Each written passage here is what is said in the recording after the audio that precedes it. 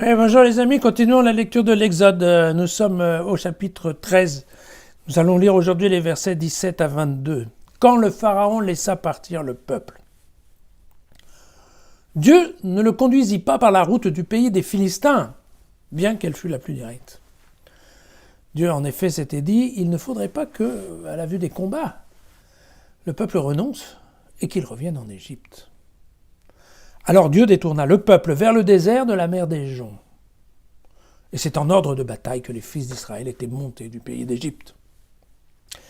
Moïse prit avec lui les ossements de Joseph, car celui-ci avait exigé des fils d'Israël un serment en leur disant « Dieu ne manquera pas d'intervenir en votre faveur.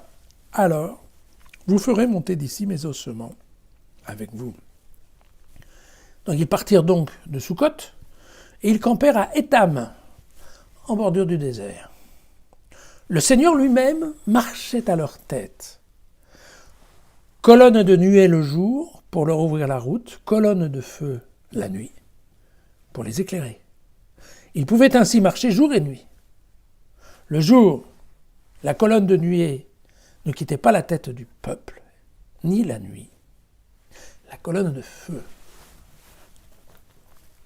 Ouais, c'est un texte amusant d'ailleurs, parce qu'on verra que ces histoires de colonnes, quand même marcher jour et nuit, c'est beaucoup. Donc il y aura bien un moment où ça va s'arrêter pour dormir. On verra ça plus tard.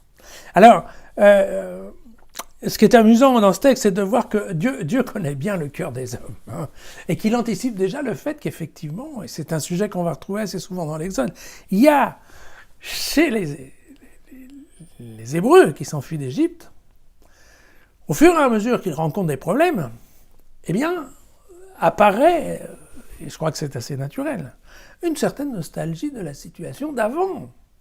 Et vous allez voir que de nombreuses fois, quand ils vont avoir soif, quand ils vont avoir faim, quand ils vont avoir chaud, ils vont se dire « mais c'était quand même mieux avant, pourquoi on n'y retournerait pas ?»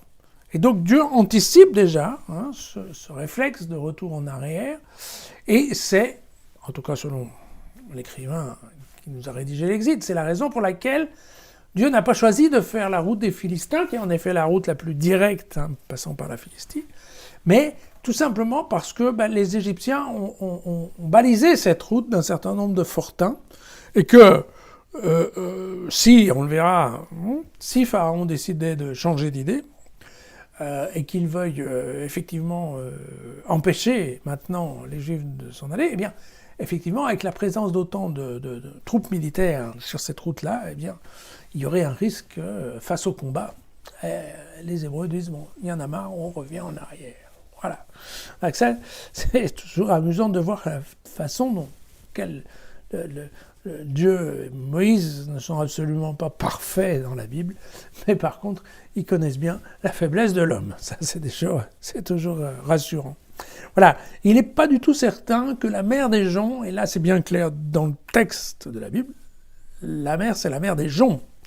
Et on n'est pas du tout certain qu'il s'agisse de la mer Rouge, parce qu'on a l'habitude de parler de la traversée de la mer Rouge. Alors pourquoi ? Parce que quand la Bible a été traduite en grec, effectivement les traducteurs ont décidé que cette mer de Joncs, ça devait être la mer Rouge. Mais il y a d'autres analyses qui font penser qu'éventuellement cette mer des Joncs serait plutôt un certain nombre d'isthmes ou d'étangs, ou éventuellement même de lagunes, enfin, qui n'était pas du tout forcément la mer Rouge, qui se trouvait sur le passage effectivement entre l'Égypte et la Palestine.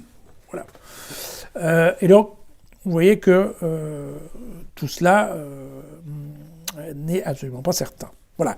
Moïse qui prend les restes de Joseph, alors ça par contre c'était prévu, on l'a lu dans le livre de la Genèse au chapitre 50, vous vous souvenez, parce qu'il voulait être enterré dans sa patrie, dans la terre de ses parents. Vous vous souvenez de ça, j'en suis certain.